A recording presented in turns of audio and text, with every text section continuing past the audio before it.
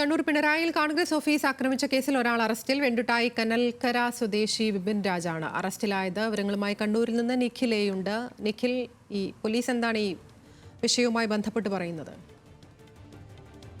ഈ വെണ്ടുട്ടായി കനാൽക്കരയിലെ കോൺഗ്രസിന്റെ പ്രിയദർശിനി മന്ദിരം ഇന്നലെ കഴിഞ്ഞ ദിവസം അർദ്ധരാത്രിയാണ് ആക്രമിക്കപ്പെട്ടത്. ഇന്നലെ വൈകിട്ട് KPCC പ്രസിഡന്റ് K സുധാകരൻ ഉദ്ഘാടനം ചെയ്യാനിരിക്കെയായിരുന്നു ഈ കെട്ടിടത്തിനെതിരെ അക്രമം ഉണ്ടായത്. ഈ കേസിലാണ് ഇപ്പോൾ പ്രതി അറസ്റ്റിലായിരിക്കുന്നത്. അറസ്റ്റിലായിരിക്കുന്ന പ്രതി വിപിൻ രാജ് CPIM അനുഭാവിയാണെന്ന് പോലീസ് പറയുന്നുണ്ട്. എന്നാൽ പാർട്ടി അംഗത്വം ഇല്ലെന്നാണ് CPIM നേതൃത്വം പറയുന്നത്. പാർട്ടി അംഗത്വം ഇല്ല എന്ന് മാത്രമല്ല, യുവജന സംഘടനകളുമായി ഉൾപ്പെടെ ഇയാൾക്ക് ബന്ധമില്ല, അതിലൊന്നും തന്നെ ഇയാൾക്ക് അംഗത്വം ഇല്ല എന്നുകൂടി CPIM നേതൃത്വം വ്യക്തമാക്കുന്നുണ്ട്.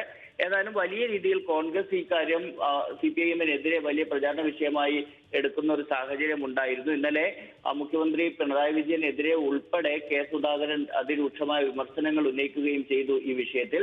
അതുമാത്രമല്ല, ഇങ്ങനെ അക്രമങ്ങൾ നടത്തി മുന്നോട്ട് പോകാനാണ് CPIMന്റെ തീരുമാനമെങ്കിൽ തങ്ങളും അതുപോലെ തന്നെ പ്രതികരിക്കാം. നോക്കി നിന്നുള്ള ശീലം കോൺഗ്രസിനില്ല.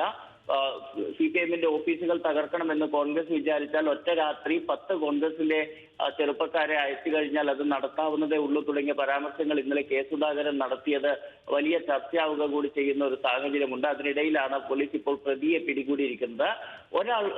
ഇയാൾക്ക് സഹായം ചെയ്ത മറ്റു ചില ആളുകൾ കൂടി ഉണ്ട് എന്നാണ് പോലീസ് സംശയിക്കുന്നത്. അവരെ കുറിച്ചുള്ള അന്വേഷണവും ഇപ്പോൾ തുടരുന്നുണ്ട്. ശരി, നിഖിലയാണ് വിശദാംശങ്ങൾ നൽകിയത്.